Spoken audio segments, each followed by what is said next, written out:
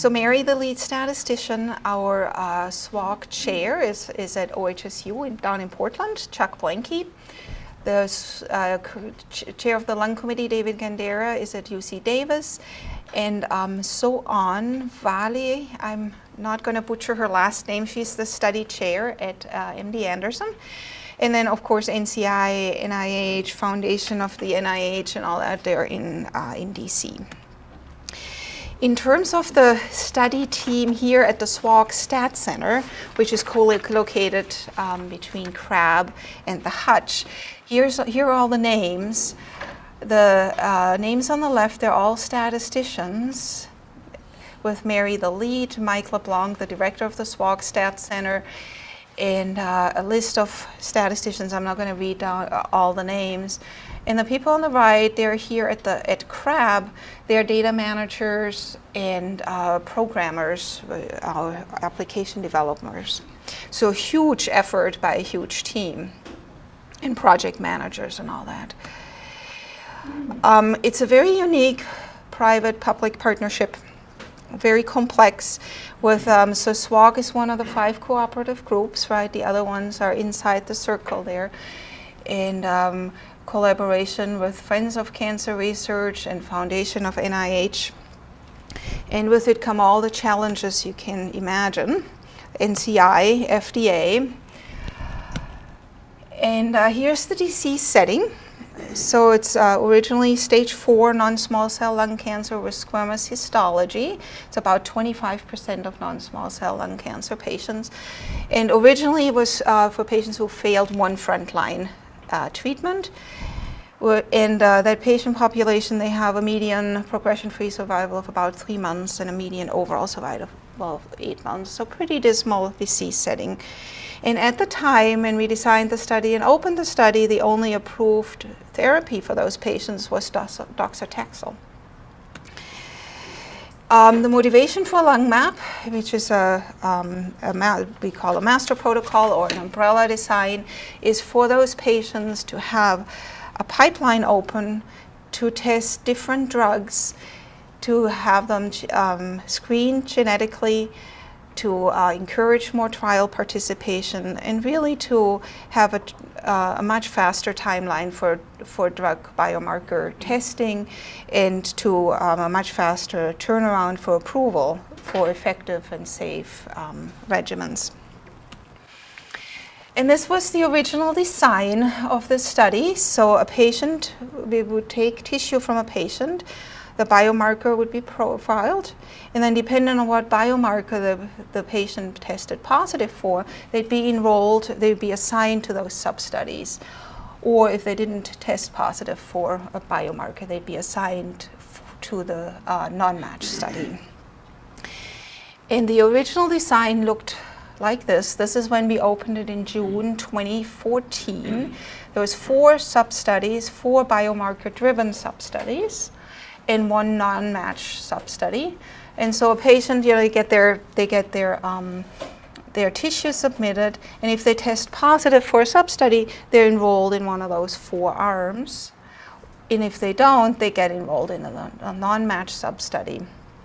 Now, if a patient tested positive for 2 or 3 markers, then they were randomly assigned to one of those sub-studies, dependent on the prevalence of the biomarker, and such that the more rare biomarker would be a preferential assignment to that sub-study.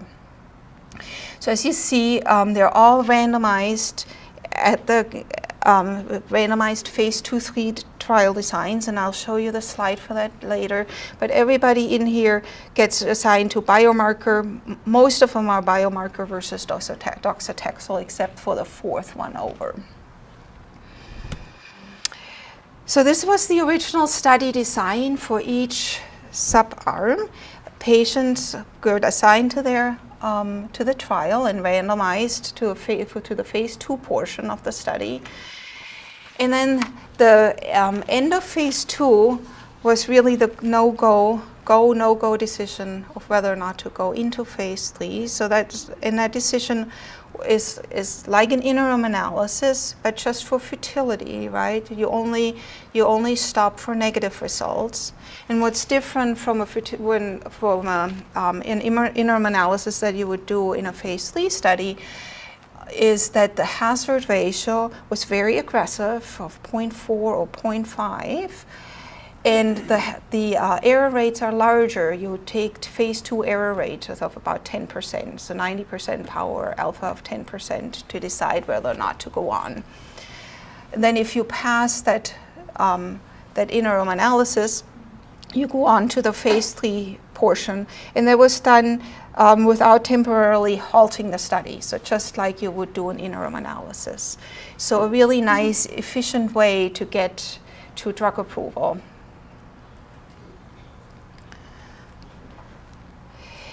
Now, some of the challenges, right, between launch of study and activation. I showed you that slide. There's many cooks, right, and that's the biggest challenge for such a study. So we had to select the platform for the biomarker testing, the drugs, and the biomarkers for the first set of studies. And then the negotiations with the NCI, with the FDA, and with 5 drug companies, right? You had to get your design through. Mary, I'm sure, can tell you stories about that. Then the budgeting and the contracting with 5 drug companies. And then the implementation into our system, I'm going to talk a little bit about that. It was just challenging on all ends. So it was really impressive how this could be pulled off in just a little over a year. So I'll switch gears and I'll talk about the systems requirements for a study like that. And I'll start out with what we typically have in our SWOG database. We have functionalities and permissions for different user groups. In this user group here, this is the sites, the one on the right with the bar. So the sites, the data managers, the CRAs entering the data, they have their own workbench. There's a way to track the specimen. They have a way to review the charts. There's a way to send images electronically with AgMedNet. There's an emergency unblinding for blinded studies. So these are for the sites that are used to running SWOG studies. They love those functionalities. They're dear to their heart. So we've got to make sure we have those available for them. In terms of data coordinators here at CRAB, so those are the people who review the data that goes into the database. We also have a variety of functionalities, and for them they have an evaluation system, chart manager. Also, again, they're used to looking at those functionalities. And then for us statisticians here on the left, we have some cool things too. Most notably the SRW, our statistical research workbench, which is a combination between Word and SAS, where that's already all pre-programmed. In all of our studies, we run reports every 6 months, and we can look at our studies and have up-to-date data as by the minute we run we just hit an update button and all the tables and graphs that are in there show up. So we have some pretty neat systems in our SWOG database that we want to maintain for this lung map trial. Here. So traditionally what happens for a SWOG study, oops, too many cables.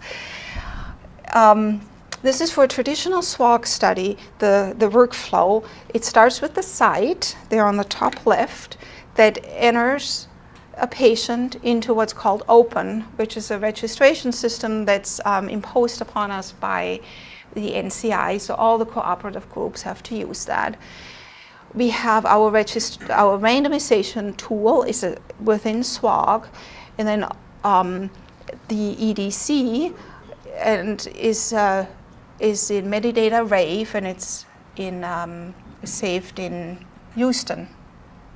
So this is what the sites enter. And then because we have this cool functionality that I just showed you, we actually copy all the data over into our SWOG base, which is Oracle. So what's stored in Houston is metadata rave. Our database is Oracle, and it's just functionalities that had been built over so many decades that we didn't want to part with all the other cooperative groups. They just have their data in Houston at metadata rave. So what's different and what's more complicated with the lung map study is, so it's a collection, right? Each one of these studies below is like a traditional SWOG study, but it's this umbrella portion of the design that makes it more complicated. So patients first submit their specimen, and it needs to go to a biomarker analysis to decide which substudy they're being assigned to. And there's a whole host of new challenges associated with that. And this is what it looks like for this lung map study. So the top half, that's what I just showed you of the graph. That's what I showed you what happens for every SWOG study. And then the extra complication, that's on the bottom half, where on the very bottom right, that's where the site enters the specimen, or puts the specimen into a specimen tracking and enters some information into the form. And that specimen is then sent to Foundation Medicine, which then determines whether or not the patient tests positive for a biomarker, and if so, for which one. They then enter that information into the SWOG database, and then the patient's assigned to one of the sub-studies, and that happens, and then they go into that upper portion of this graph. So this just summarizes the software requirements. Patient registration done in open, electronic data capture in RAVE, biomarker analysis by Foundation Medicine, specimen tracking by using one of our SWOG applications, and then all the reporting tools and everything within SWOG. And so we have 5 different organizations and 11 different components. So what I mean by components, they're all these. If you count them up, there's 11 of them. So the initial trial, right, we had 5-6 trials, almost 200 ECRFs. They all had to open the same day. They all had the same activation date, very aggressive timelines. And I'm going to talk a little bit more about what's the next bullet point of frequent changes. So the study already has quite a bit of history. And then we want it all integrated into that SWOG database that I showed you initially with all the 900 other studies, so we can use all of our cool tools that we're all used to. So there's about 50 different applications that go into that database. So lung map history, right? A study is only a year and a half old, and there's already a long, long history. So to remind you, the study opened in June 2014. In November, Amgen came out with those news that they would be terminating all Amgen-sponsored clinical trials of relatlimab. And if you look at our original lung map trial, one of the sub-studies had relatlimab as one of the agents. So going back, see, the news came out November 24th. On November 26th, we closed that study. I mean, you can imagine what the scrambling that was going on here at the Stat Center, and the calls and the craziness. So then we were left with 3 sub-studies, 4 biomarker-driven sub-studies, and 1 non-matched sub-study. A few months later, the next news hit. BMS, they now have a new agent, nivolumab, got approved for the treatment of patients with previously treated metastatic squamous cell non-small cell lung cancer. So this is the patient population that for decades there was docetaxel. That was it, right? And if you, this was the results. I mean, striking, beautifully positive, right? It's a dream come true if you want to, for any trial. This is overall survival of docetaxel in the control arm and nivolumab in the experimental arm. Hazard ratio of, where did I see it? Thank you, 0.59. Yes. So if you look at our, let me go back to where we were. See, all the control arms in all these studies are docetaxel, right? So what we did, first we closed the control arm for the non-match patients, because clearly there the new therapy is no longer, standard of care is no longer docetaxel. And we just assigned them to the anti-PD-L1. The other sub-studies we left alone until a little later in the year, when we completely redesigned the study. When I say we, Mary, right? Completely redid the study, and now rather than just having a seamless phase 2-3 design, most of the arms now, except for the non-match study, are actually seamless single-arm phase 2, phase 3 trials. And this is shown right here. So the non-match study changed again, this time to nivolumab, the new standard of care, plus or minus their PD-L1 agent. And then the biomarker-driven ones, they're now single-stage phase 2 designs, very simple, 40 patients, overall response as the primary endpoint. And then if you pass all the thresholds, then you go on to a phase 3 randomized study. And in this case, we didn't even bother specifying the control arm, because if once they hit that stage, who knows what the control arm will be, right? So we left that open. The control arm now is TBD. In the single arm phase 2 trial is shown right here. So overall response rate, if it's high enough, you go on to the phase 3 trial. There's also a way to get accelerated approval at the FDA if you have really high response rates. And there's another way that I read that, last night in your stats section, Mary. There's a way for progression-free survival, if that's extra good, even if the response rate's not so great, you can go on. So this is where we're at.